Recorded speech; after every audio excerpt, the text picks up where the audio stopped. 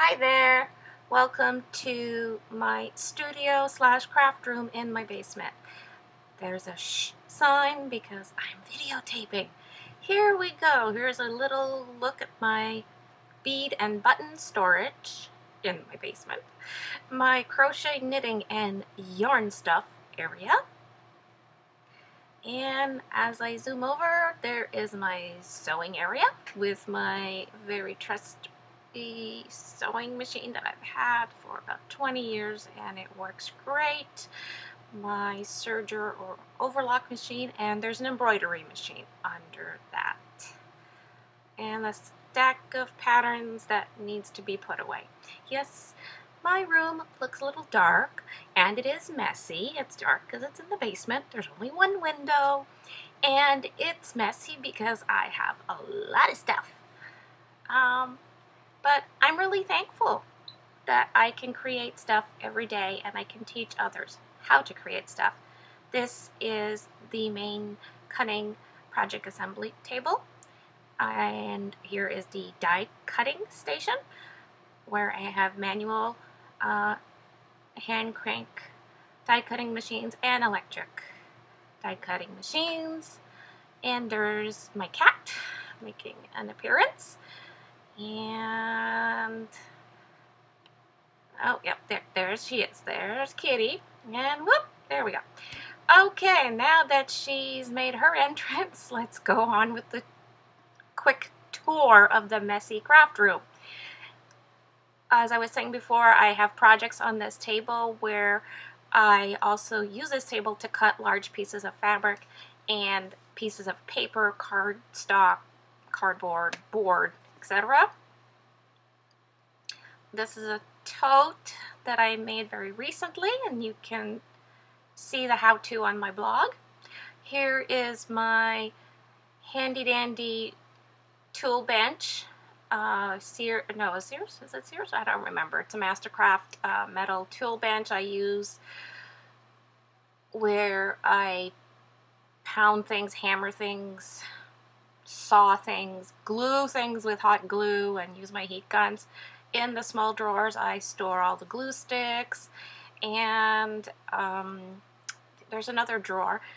Those are more adhesives that I use. Oh, there's the drawer with all the shiny pigments and powders that I use when I'm embossing and such. Here is a storage tower with all the products from Deco Art that I use in a lot of my videos and projects and posts.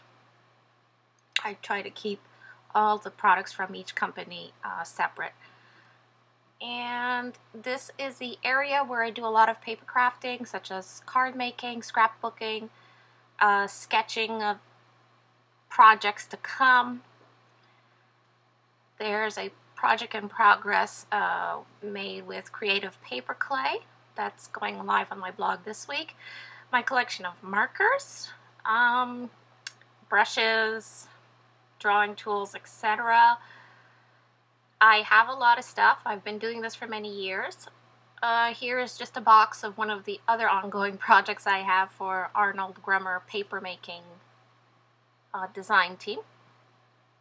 So that's why that's there.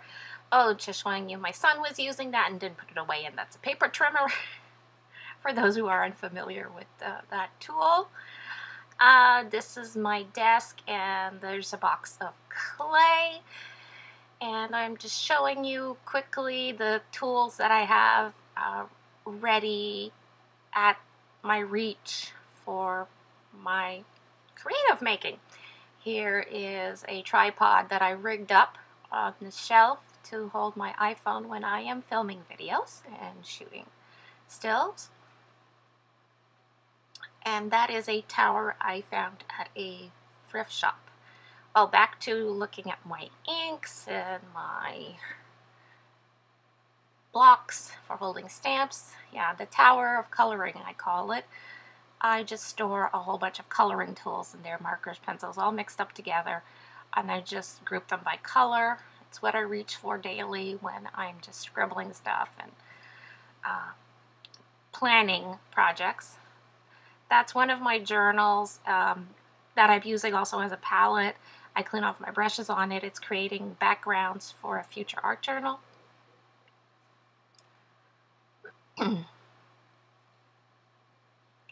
Here is where I keep most of my most used tools, stuff that I reach for every day.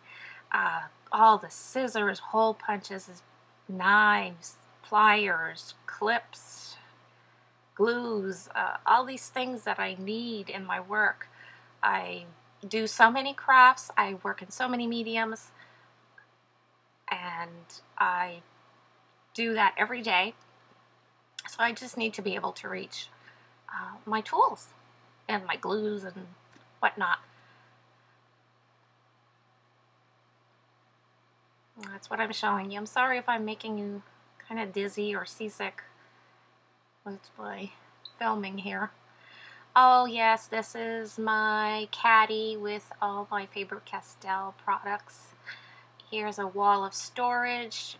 These are sold as scrapbook storage, and they are chock full of papers, punches, card making supplies, scrapbook page making supplies, but I use a lot of all of that in everything I do in my mixed media.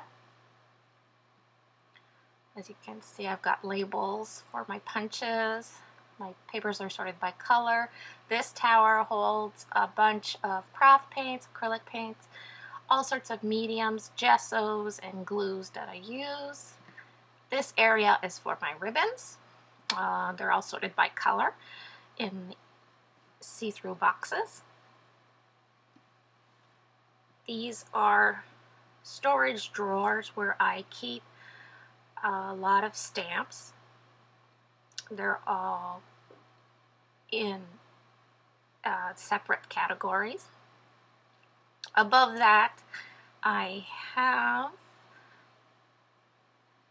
yeah, they're mostly wood mounted. Above those drawers, I have another set of drawers with glitter. And beside that, I have alphabet stickers and such. And that is a set of little drawers that holds letters, wood, chipboard, plastic, etc. This is a storage system that I made to hold my unmounted stamps and clingbacks. I made sections for different categories, and I posted a project of how I made this on my blog a couple of years ago. This is a scrapbook paper storage box that I am using to store my stencils, especially my 12 by 12. It's the perfect size. And here's another closet in my basement where I just keep excess supplies. Lots of stuff. Yeah, I like to label as much as possible. I try to label all my boxes of ephemera, of supplies, my tools. It just makes finding stuff easier. I can access it more quickly and get on with my project. Over here I have a section where I sorted all my fake flowers by color in these clear boxes. In that clear box is a collection of stamps that I made out of foam, rubber, and other materials. Below that is a bin where I have all sorts of tools that I use in jelly print making. Oh yeah, here's my collection of vintage stamps. They're quite heavy, and a lot of them are rusted and they're half broken, but I like them. And oh, there's my window, where right now it's not even 5 o'clock in the evening, but it's already dark. So that may explain why it's quite dark in my basement. And here's one more look at my very messy, really stuffed to the gills area. But thanks for stopping by to watch this video. Don't forget to check out the other videos. Use the hashtag #ThankfulForArt.